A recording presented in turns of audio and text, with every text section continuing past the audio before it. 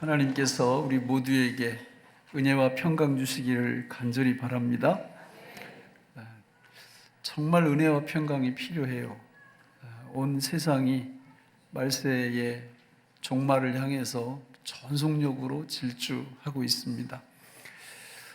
구원을 받으면 구원의 즐거움, 구원의 기쁨이 우리에게 항상 있어야 된다고 말씀을 드렸습니다. 있으시죠? 없는 분들은 구원을 안 받았든지, 구원 받았어도 신앙이 너무 어려서 그게 뭔지 몰라요. 그러니까 통장에 한 10만 원 보내주면 막 입이 귀에 이렇게 걸리는데 한 100억 보내주면 이해를 못해요. 이게 뭐지? 그리고 이렇게 통장 팽개치고 이렇게 버립니다. 왜냐하면 가치를 모르니까. 그렇잖아요. 이게 영적인 세계 속에서도 계속 일어나고 있습니다. 하나님이 우리에게 주신 그 구원의 크기는 상상할 수 없을 정도로 크고 깊고 풍성합니다. 그런데 두 가지 이유 때문에 우리가 이걸 누리지 못하는 거예요. 첫 번째는 무지, 알지 못합니다. 가치를 모르면 그랬잖아요. 이렇게 아프리카 처음에 이렇게 가서 선교사님들 이렇게 보니까 다이아몬드 원석을 갖고 막 놀고 있는 거예요. 그래서 저거를 어떻게 한번 달라고 해볼까. 그래서 고마는 그 왕사탕을 이렇게 하나 주니까 애들이 막 주는 거예요. 가치를 모르니까 그런 거겠죠? 여러분, 두 번째는 구원을 받고 실제가 됐는데도 사단이 역사하고 방해하고 이래서 그 구원의 가치를 또 못 보는 겁니다. 하나님께서 우리에게 베풀어 주신 구원의 가치는 말로 형용할 수가, 상상할 수 없을 정도로 엄청난 것입니다. 늘 우리가 그걸 기도하셔야 돼요. 구원의 즐거움, 구원의 기쁨 우리가 늘 누릴 수 있도록 도와달라고 기도해야 될 줄로 믿습니다. 여러분, 다시 그 표를 한번 보겠습니다.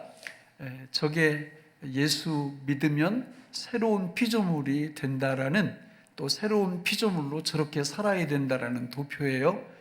예수님, 내가 주님을 믿습니다. 이 고백이 너무 중요합니다. 오늘 본문에서도 말씀했잖아요. 예수를 하나님의 아들이라 시인하면 하나님이 우리 안에 들어오신다고요. 우리도 그분 안에 들어가고. 그래서 예수님, 내가 주님을 믿습니다. 이 고백을 여러분 시도 때도 없이 그냥 생각나면 하세요. 너무 좋아요. 저걸 할 때. 그게 무슨 의미냐? 두 번째로 이어지죠. 예수 죽음, 내 죽음, 예수 부활, 내 부활을 믿습니다라는 고백으로 이어져요. 그냥 저게 다 하나예요, 하나. 그렇게 될 때 어떤 일들이 벌어져요? 예수님이 우리 안에 들어오셔서 나와 함께 살아주시고 나는 그분 안에서 살게 되고, 그리고 그분과 함께 동거동행, 동역하면서 살아가는 것이 믿음 생활이고 그게 신앙생활입니다. 그거를 한 문장으로 줄이면 옆에 이렇게 된다고 그랬어요. 나는 할 수 없다. 그러나 내 안에 계시는 예수님이 다 하신다. 그런데 저 핵심이 예수 죽음, 내 죽음, 예수 부활, 내 부활 안에 이게 들어있어요. 그러니까 전자 후자가 다 중요한데 저거를 우리가 저거 나 알아, 저거 나는 할 수 있다. 그러나 내 안에 계시는 예수님이 다 하신다. 다시 말해서 예수 죽음은 누구 죽음? 내 죽음. 예수 부활은 누구 죽음? 내 부활. 나 그거 알아. 근데 그거 아는 거하고 그게 우리 삶 속에서 녹아져서 실제로 실현되는 거하고는 간격이 있어요. 간격이. 그래서 믿음 생활이라는 건 그걸 알아가는 거예요. 그러니까 나 예수 죽음, 내 죽음 된 거 다 알아. 물론 글자 문자적으로는 알죠. 그러나 실제로 우리 삶 속에서 그게 나를 통해서 드러나는 데는 시간이 필요한 것입니다. 신앙 믿음이 좋다 그러면 이 부분을 분명히 이해해요. 뿐만 아니라 실제로 그 삶 속에서 그게 드러납니다. 자, 예를 들어서 예수 죽음, 내 죽음이라 할 때 나는 할 수 없다는 뜻이잖아요. 뭐에 대해서 할 수 없는 거예요? 도대체 예수님 죽으실 때 나도 같이 죽었는데 뭐에 대해서 죽은 겁니까? 성경에 보면 세 가지에 대해서 죽었다고 말씀해요. 첫째는 죄, 둘째는 율법, 세 번째는 사탄. 이 세 존재에 대해서 예수님 죽으실 때 나도 죽었으므로 함께 죽었다라는 거예요.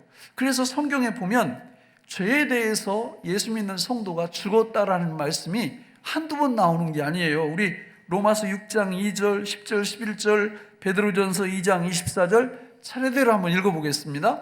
시작. 없느니라 죄에 대하여 죽은 어찌 그리 그 가운데에서 살리요.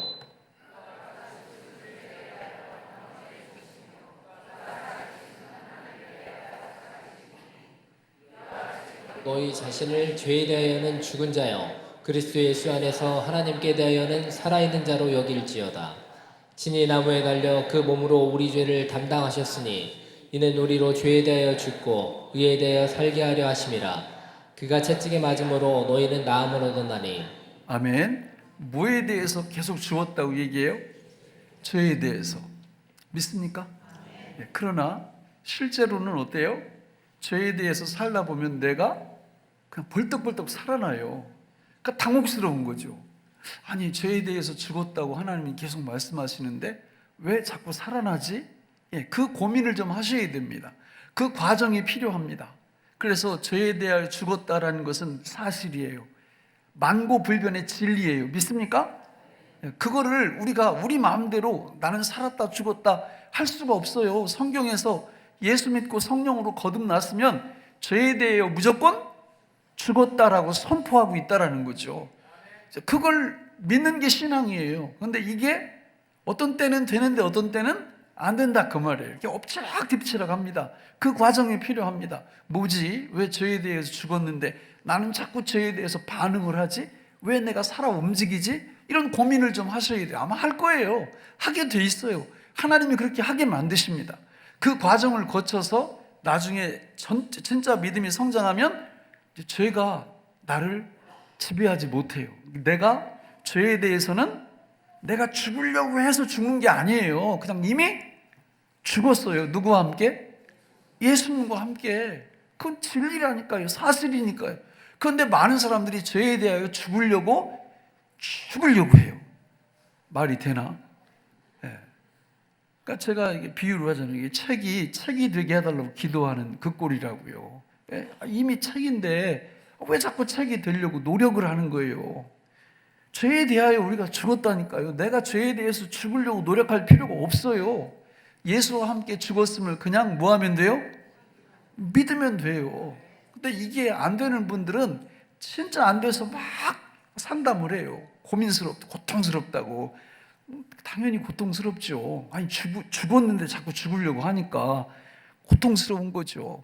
그게 안 되는 겁니다. 여러분, 두 번째로 죄에 대하여 죽었다라는 말씀은 율법에 대하여 죽었다라는 뜻이에요. 자, 거기 로마서 7장 4절, 갈라디아서 2장 19절 같이 읽어볼까요? 시작. 그러므로 내 형제들아 너희도 그리스도의 몸으로 말미암아 율법에 대하여 죽임을 당하였으니 이는 다르니 곧 죽은 자 가운데서 살아나신 이에게 가서 우리가 하나님을 위하여 열매를 맺게 하려 함이라.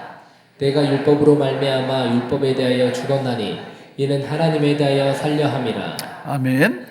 자, 율법에 대해서 우리가 어떻게 됐다고요?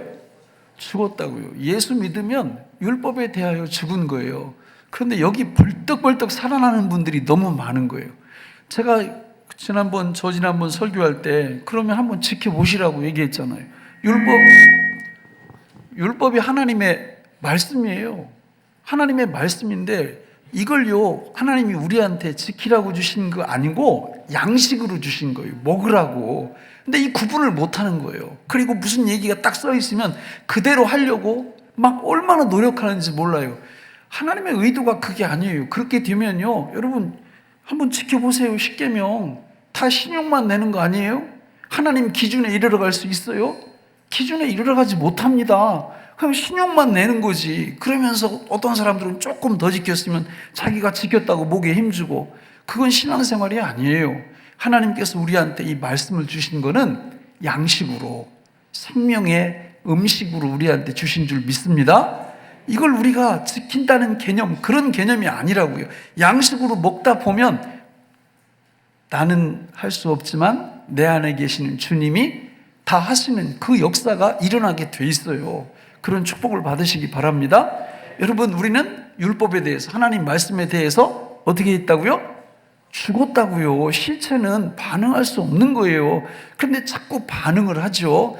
필요합니다. 이런 고민이. 이게 뭐지? 아니, 죽었는데 왜 자꾸 나는 반응하지? 이런 고민 속에서 우리 신앙이 점점 성장하게 되는 거죠.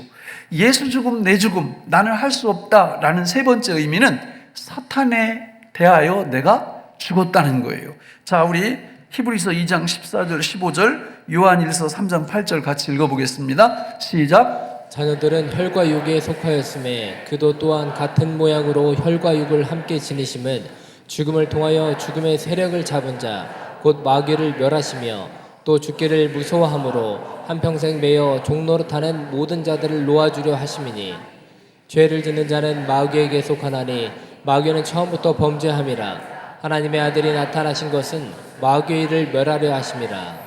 우리 주님이 오셔서 십자가에서 죽으실 때 다 이루었다 할 때 죄에 대하여, 율법에 대하여, 마지막으로 사탄에 대하여 우리가 죽었음을 말씀하는 거예요. 예수님이 십자가에서 죽으실 때 마귀의 뭐를 절단내셨어요? 박살내셨어요? 머리를 박살내셨고, 예수님이 이 땅에 오신 목적이 마귀를 멸하시기 위해서 오셔서 멸하셨고, 그리고 마귀의 일을 멸하신 줄로 믿습니다. 그래서 예수 믿는 성도는 마귀에 대해서 어떻게 한 거라고요? 죽은 거예요. 이게 사실이에요. 믿습니까? 마귀가 아무리 펄펄 날뛰고 설치고 별짓 다 해도요, 예수 믿는 성도는 마귀에 대해서 전혀 반응할 수가 없어요. 왜냐하면 예수 안에서 뭐 했기 때문에? 죽었기 때문에. 할렐루야. 예. 그런데 이제 이게 믿음 생활 하면서 막 우리한테 갈등의 요소가 돼요. 죽었는데 왜 나는 살아 움직이지? 예, 여러분, 그 시간이 필요합니다. 자, 일단 예수 죽음, 내 죽음이라는 의미는 그런 뜻이고요. 그러면 예수 부활, 내 부활이라는 의미는 무슨 뜻인가? 자, 성경에 보면 사람에 대해서요, 사람에 대해서 속사람, 겉사람, 새사람, 옛사람, 이런 개념이 등장하는 거예요. 예수 믿지 않는 분들은요, 이거를 성경에서 말하는 의도하고 전혀 다르게 이렇게 받아들여요. 어떤 목사님이 이렇게 고양이가 이렇게 먹지 말아야 될 것을 이렇게 상에 올라와서 이렇게 딱 먹은 거예요. 그래가지고 화를 막 내려고 하다가 탁 안아줬대요. 그때 그 고양이가 거듭났대요. 예.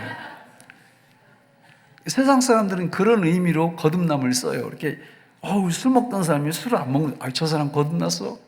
담배 피던 사람이 담배 안 피면, 마음 잡으면, 저 사람 거듭났어. 이렇게 말하는데, 성경에서 말씀하는 거듭남은 그게 아니에요.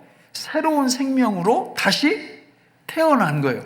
다시 태어나서 그 사람에게 원래 있던 겉사람, 옛사람 말고 얘들도 있는데 다시 뭐가 생겨난 거예요? 속사람, 새사람이 생겨난 거예요.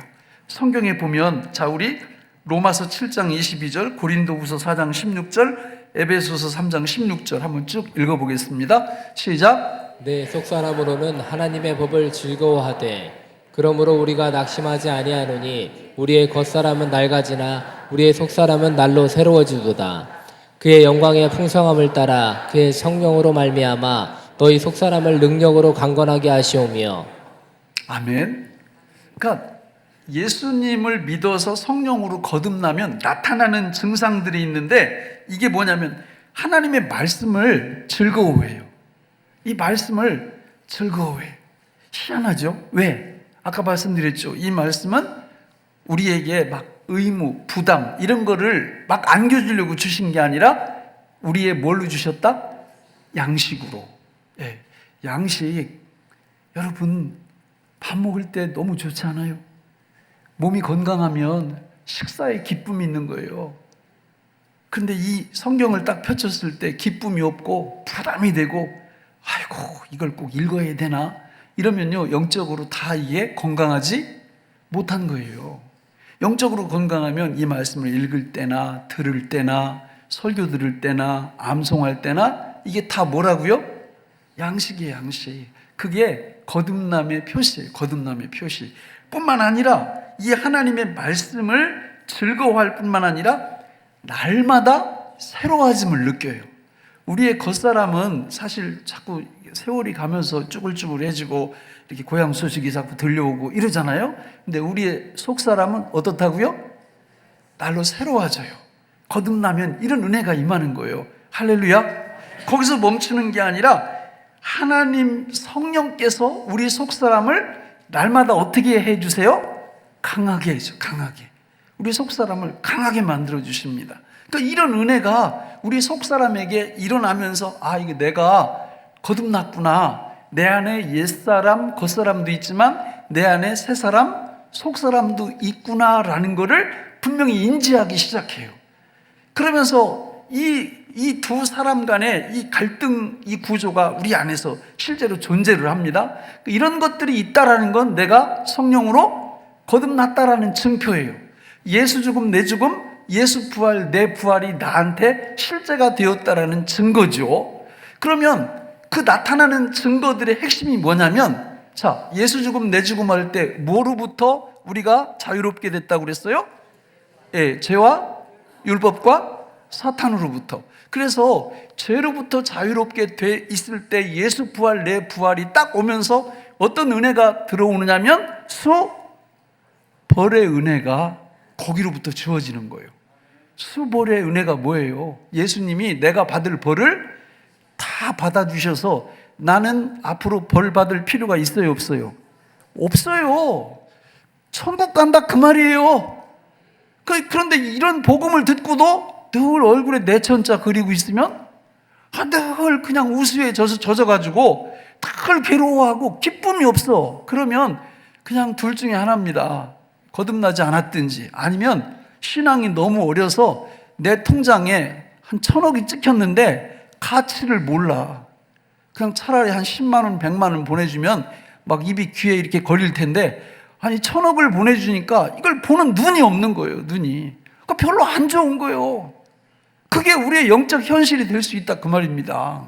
여러분, 우리가 구원받았다라는 것은 그 한마디로 모든 것들이 다, 모든 축복이 이미 다 임했다는 거예요. 믿습니까? 예수 믿고 구원받았으면 더 이상 받을 복이 없어요. 다 받은 거예요. 다 받은 거. 근데 우리 영적인 눈이 감겨가지고 그게 안 보이니까 통장에 1,000억이 찍혔는데 이해를 못하니까 통장을 버려버리는 거예요. 세상 사람으로 똑같이 살아가는 거죠. 너무 안타까운 상황 속에서. 그게 아니라는 거예요. 또 율법에 대하여 죽었다라는 것은 이제는 내가 율법을 지킬 필요가 없다. 그래서 누가 율법을 다 지켜주셨기 때문에 예수님이 다 이루었다 그랬잖아요. 그래서 수법의 은혜가 임하는 거예요. 수법의 은혜가. 우리가 이걸 지키는 거는요, 새 사람이 지키는 거예요. 새 사람이. 우리의 속 사람이 지키는 거예요. 전혀 방법이 달라요. 전혀 방법이. 여러분, 수법의 은혜가 우리한테 임한 줄로 믿습니다. 진정한 자유와 해방이 거기서 오는 거예요. 그 다음에 세 번째는 사탄으로부터 우리가 자유롭고 해방을 받았다고 그러는데 승리의 은혜가 우리한테 임하는 거예요.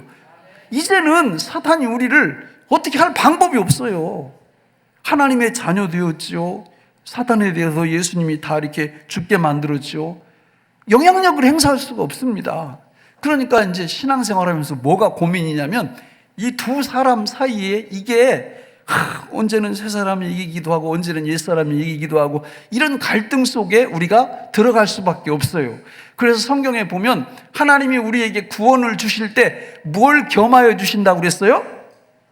고난을 겸하여 주신다고 한 이유가 여기 있는 거예요. 이 둘이 갈등을 일으키니까 그렇게 되는 겁니다.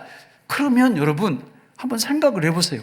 하나님께서 왜 우리에게 도대체 왜 예수님을 보내셔서 예수 죽음이 내 죽음 되게 하시고 예수 부활이 내 부활 되게 하셨느냐 그 말이에요.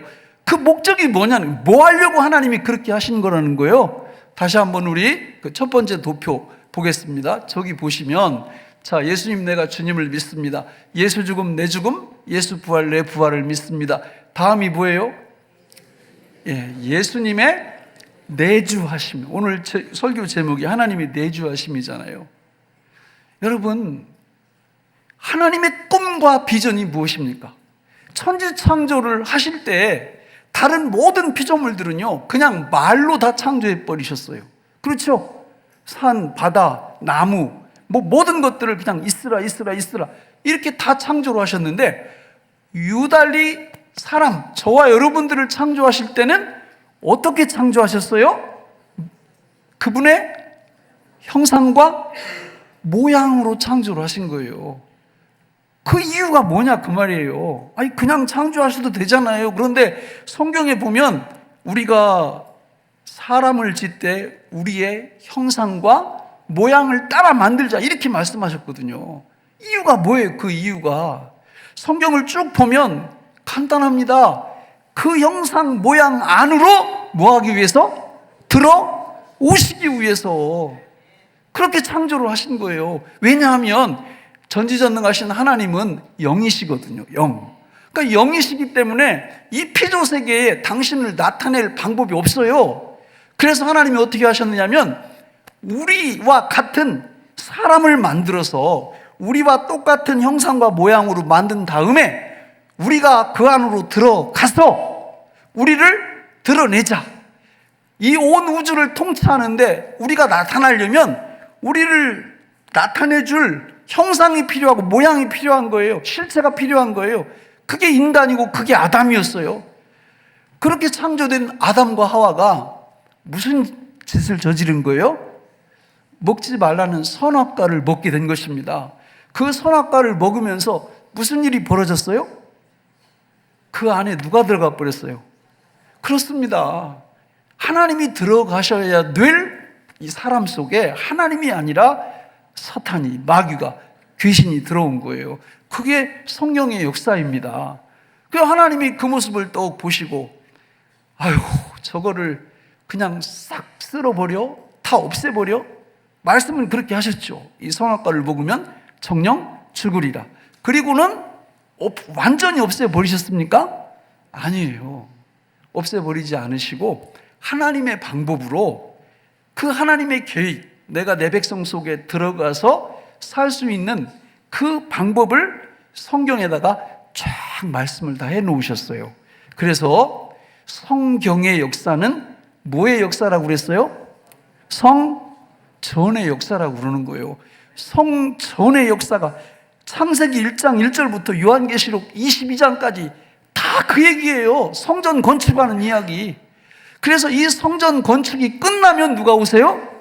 예수님이 오시는 거예요.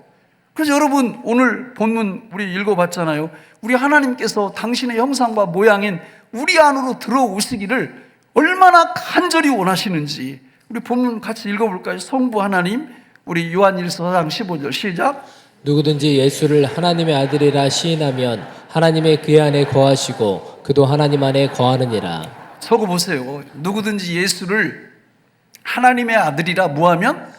시인하면 하나님이 우리 안에 들어오시고 우리도 하나님 안으로 들어간다는 거예요. 그래서 로마서 10장 9절 10절에도 저 말씀이 나오지만 예수님 내가 주님을 믿습니다. 이 고백을 생각날 때마다 그냥 하시라는 거예요. 아니 입도 다 뭐합니까? 저걸 고백하셔야지. 시인을 하셔야지. 해보세요 여러분. 틈틈이 생각날 때마다 예수님 내가 주님을 믿습니다. 이 고백을 하시면 성부 하나님이 우리 안에 오신단 말이에요. 우리 안에서 살아주신단 말이에요. 성자 예수님은 어떨까요? 골로새서 1장 27절 같이 읽어볼까요? 시작. 하나님이 그들로 하여금 이 비밀의 영광이 이방인 가운데 얼마나 풍성한지를 알게 하려 하심이라. 이 비밀은 너희 안에 계신 그리스도시니 곧 영광의 소망이니라. 예수를 믿으면 예수님이 어디 와서 사신다고요? 내 안에 들어와 사신다고요.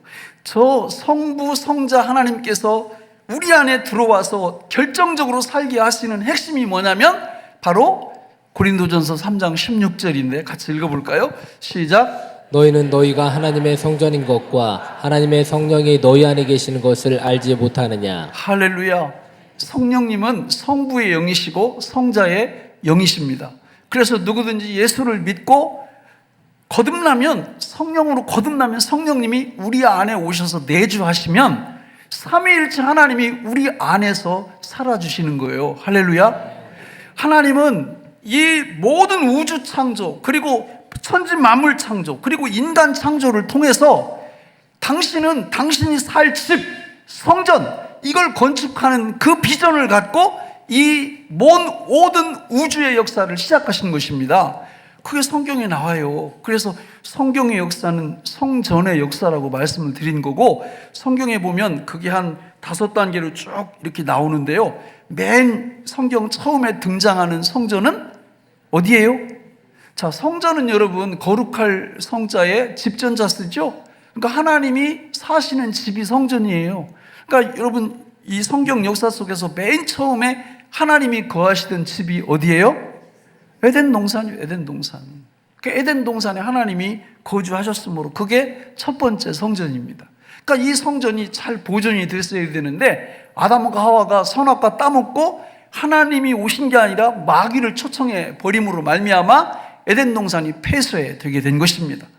그러니까 하나님께서 그냥 추방하고 죽이고 끝냈으면 그냥 끝나는 거예요. 그런데 사랑의 하나님께서 그 창세전에 계획을 세우신 게 있어요. 그 범죄를 했어도 다시 살리기로 결정을 하셨고, 그래서 두 번째 성전이 성경에 등장하는데 그게 뭐라고요? 성막입니다. 성막. 그러니까 여러분들이 성막을 보시면 거기 뭐 문부터 시작해서 뭐 거기 그 번제단, 물두멍, 무슨 떡상, 그리고 등잔, 뭐 분향단, 휘장, 언약궤, 이거 다 진짜 성전을 다 가리키고 있잖아요. 그렇죠? 광야 시대에 사용되던 이동이 가능한 성전이 바로 성막이에요. 그리고 광야 시대가 끝나면서 가나안 정착 시대가 시작될 때 이제는 움직이는 성전이 아니라 고정된 성전, 어떤 성전이에요? 솔로몬의 성전이 건축되는 겁니다. 여러분, 성경에서 이스라엘 백성들이 축복받고 저주받는 기준이 뭐냐면 이 성전의 기능을 잘 수행하느냐 못하느냐 거기에 달려 있어요. 거기 이스라엘이 하나님께 벌 받을 때 보면요, 성전 중심이 아니라 우상을 섬기고 다른 산당에서 제사를 드리고 예루살렘이 아닌 다른 곳에서 제사를 드릴 때 이스라엘은 축복받지 못했어요. 그들은 하나님의 징계와 심판 속에 처했던 것입니다. 원리는 지금도 동일합니다. 그래서 솔로몬 성전도 결국은 무너지죠. 그래서 포로 이후에 스룹바벨 성전이 건립이 되고, 그 다음에 예수님이 오실 때 무슨 성전? 헤롯 성전을 끝으로 눈에 보이는 성전이 사라지게 되는 겁니다. 그런데 예수님이 오셔서 요한복음 2장 19절에서 놀라운 말씀을 하시는 거예요. 같이 읽어볼까요? 시작. 예수께서 대답하여 이르시되 너희가 이 성전을 헐라 내가 사흘 동안에 일으키리라. 저기 이 성전을 헐라 할 때 그 성전은 헤롯 성전, 헤롯이 지은 성전이에요. 이걸 헐면 예수님이 내가 사흘 만에 다시 성전 건축을 하리라, 이렇게 말씀하는 거예요. 그러니까 결국 어떤 성전을 뜻하는 거예요? 누가 성전이라는 거예요? 예수님이 성전이라는 거죠. 왜요? 성전의 그 정의가 하나님이 거하는 집이라고 그랬잖아요. 예수님이 누구세요? 하나님이시잖아요. 그러니까 예수님은 그분이 성전인 거예요. 이 놀라운 성전의 은혜가 여기서 멈추는 게 아니라 그 성전이 아까 우리가 읽었던 고린도전서 3장 16절에 보니까 뭐라고 말씀해요? 다시 한번 읽어볼까요? 시작. 너희는 너희가 하나님의 성전인 것과 하나님의 성령이 너희 안에 계시는 것을 알지 못하느냐. 할렐루야. 누가 성전이라는 거예요? 예, 저와 여러분들이 다 성전 되는 거예요. 여러분, 예수님이 이 땅에 아기 예수로 오실 때는요, 호칭이 외아들이에요. 외아들. 독생자예요. 독생자. 그러나 예수님이 십자가에서 죽으셨다가 부활한 다음에 호칭이 바뀌어요. 뭐라고 바뀔까요? 무슨 아들? 맏아들로 바뀌어요. 맏아들로. 그게 무슨 뜻이에요? 예수님을 믿는 모든 하나님의 백성들을 하나님께서 아들로, 둘째 아들, 셋째 아들, 넷째, 이렇게 아들로 다 가입시키겠다, 다 받아주시겠다, 이 뜻이거든요. 그 예수를 믿는 모든 하나님의 백성들이 뭐가 되는 거예요? 다 성전이 되는 겁니다. 저와 여러분들이 성전이에요. 하나님의 꿈이 이루어지기 시작한 거예요. 하나님이 정해놓으신 그 벽돌수, 그 성전수가 차게 될 때 누가 오신다고요? 예수 그리스도의 육체적 재림이 이 땅 위에 펼쳐지는 것입니다. 할렐루야. 그래서요, 예수를 믿고 예수 죽음 내 죽음, 예수 부활 내 부활을 정말 믿는 사람들은요, 우리 안에 누가 내주하신다고요? 삼위일체 하나님이 성령으로 내주하시는 거예요. 믿습니까? 이게 이제 진짜 지폐가 있으면 위조 지폐가 있듯이 귀신들이 이걸 따라 하는 거예요, 귀신들이. 그래서 그 무당 굿해가지고 이렇게 강신 무당, 그 귀신 받는 이런 걸 하면요, 이 사람들한테 능력이 나타나요. 막 앞일도 조금 알아맞추고요. 어떤 무당은 막 작두를 타요, 작두. 여러분, 작두 탈 수 있어요?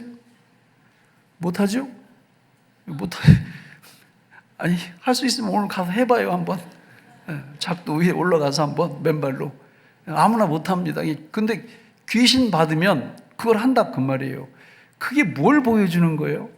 귀신 받아도 그런 능력이 나타나면 성신, 신 중의 신인 성령을 우리가 진짜 받았다면 아무 일도 안 나타난다는 게 말이 돼요? 말이 안 됩니다. 그게 구원의 열매로 어떤 형태로든지 간에 나타나게 되어 있어요. 오늘 예수를 믿고 성령으로 거듭났다면 누구든지 우리 안에 누가 계세요? 삼위 하나님이 계세요. 삼위일체 하나님이 우리 안에 계세요. 그래서 우리 옆에 있는 분들이 존귀하다 말이에요. 존귀하다. 예? 내 앞에 있는 분들이 존귀하다. 쉽게 비판하지 말라. 예? 하나님 모시고 사는 사람들이에요. 천하보다 귀한 분들이라고요. 너무 존귀한 사람들이, 예수 믿는 사람들. 믿습니까? 예. 말씀을 맺겠습니다. 사람이요, 인생에 있어서 성공을 하려면 세 가지 요소가 필요합니다. 세 가지. 첫째는 사람으로 태어나야 돼요. 우리는 이 1번은 다 성취됐어요. 그죠? 사람으로 태어나는 게 성공이에요. 두 번째는 거기서 멈추면 안 되고 누가 오셔야 돼요? 예수가 오셔야 돼요. 내주하셔야 된다고. 하나님이 우리 안에. 진정한 성공이고, 마지막 세 번째는 이 상태에서 몇 번으로 살면? 3번으로 살면 더도 덜도 바랄 게 없어요. 멋진 인생, 하나님께 영광 돌리는 멋진 인생 살아갈 수 있습니다. 그걸 잘 하시려면요, 늘 누구를 생각해야 돼요? 우리 히브리서 3장 1절 같이 읽어볼까요? 시작. 그러므로 함께 하늘의 부르심을 받은 거룩한 형제들아, 우리가 믿는 도리의 사도이시며 대제사장이신 예수를 깊이 생각하라. 예수를 어떻게 생각하라고요? 깊이. 그러니까 저게 몸에 배면 돼요. 또 히브리서 12장 2절 앞부분만 시작. 믿음의 주요 또 온전하게 하시는 이인 예수를 됐습니다. 바라보자. 예수를 어떻게 하라고요? 바라보라. 왜 그러냐면 우리 그 속 사람은요, 늘 저걸 하려고 그래요. 예수를 생각하고 예수를 바라보려고. 그리고 우리 겉사람, 옛사람은 누굴 생각하고 누구를 바라보려고 그럴까요? 자기 자신. 그리고 문제가 발생하면 거기에 꽂혀요. 이렇게 헤어나질 못해요. 그게 영적 전쟁이 벌어지는 거죠. 여러분, 눈을 들어서 예수를 딱 바라보면요, 기적이 일어납니다. 왜? 예수를 바라보는 순간 그 예수가 어디 계세요? 우리 안에 계시잖아요. 우리 안에서 뭐가 되어주세요? 능력이 되어주시고 전능하신 하나님의 놀라운 역사가 우리 안에서 막 일어나니까 그냥 3번이 자동으로 되는 겁니다. 그래서 우리는요, 우리 시선을 어떤 일이 있어도 누구를 계속 바라봐야 된다? 예수를. 여러분 생각해 보세요. 삶 속에서 살다가 시험 들고 상처받고 이럴 때 보면 우리 눈이 어디가 있어요? 시험거리, 상처받은 내 자신에게 계속 이렇게 머물러 있거든요. 그러면요, 이게 회복이 안 돼. 근데 눈을 딱 들어서 누구를 보면? 예수를 보면 능력이 딱 나타납니다. 마태복음 14장에 보면은 예수님께서 이렇게 갈릴리 바다 제자들 먼저 보내고 늦은 밤에 예수님이 그 갈릴리 바다를 걸어서 막 이렇게 오세요. 그러니까 제자들이 그걸 보고 유령이다 이러니까 예수님이 아니 유령 아니고 나 예수님이다 이렇게 얘기했더니 우리의 호프 베드로가 어떻게 합니까? 주님이시여들랑 나도 바다 위를 무릎 위를 걷게 해달라고 그러니까 예수님이 오라고 그랬어요. 그러니까 탁 뛰어내려가지고 전 세계에서 바다 위를 걸은 유일한 사람이 되는 거죠. 베드로가 물 위를 막 걸어가다가 갑자기 물속으로 확 빠져 들어가는 거예요. 왜? 이유가 뭐예요? 거기 성경에 보면 눈을 어디다 둔 거예요? 예수님께 이렇게 맞추고 갈 때는 걸었는데 눈을 떼서 풍랑과 바다를 딱 보는 순간 쑥 들어간 거예요. 이런 일이 오늘 우리에게 비일비재하게 일어납니다. 우리의 시선이 항상 주님께 딱 맞춰져 있기만 하면요, 물 위를 걷습니다. 그분의 능력이 나타납니다. 근데 우리의 시선이 주님으로부터 떨어져서 우리 문제나 또 내 자신이나 내 아픔이나 이런 것 쪽에 딱 이렇게 가보세요. 그러면 쑥 빠져 들어가요. 저는 우리 교회에 나오는 모든 분들이 우리의 시선을 항상 예수님께 고정시키고 예수 죽음 내 죽음, 예수 부활 내 부활, 그 주님의 내주하심을 늘 바라보면서 살아가심으로 날마다 물 위를 걸어가는 놀라운 삶의 주인공들이 되시길 바랍니다. 기도하겠습니다. 하나님 아버지, 오늘 우리에게 주신 이 말씀이 생명의 양식이 되게 하여 주옵소서. 예수님의 이름으로 간절히 기도하옵나이다. 아멘.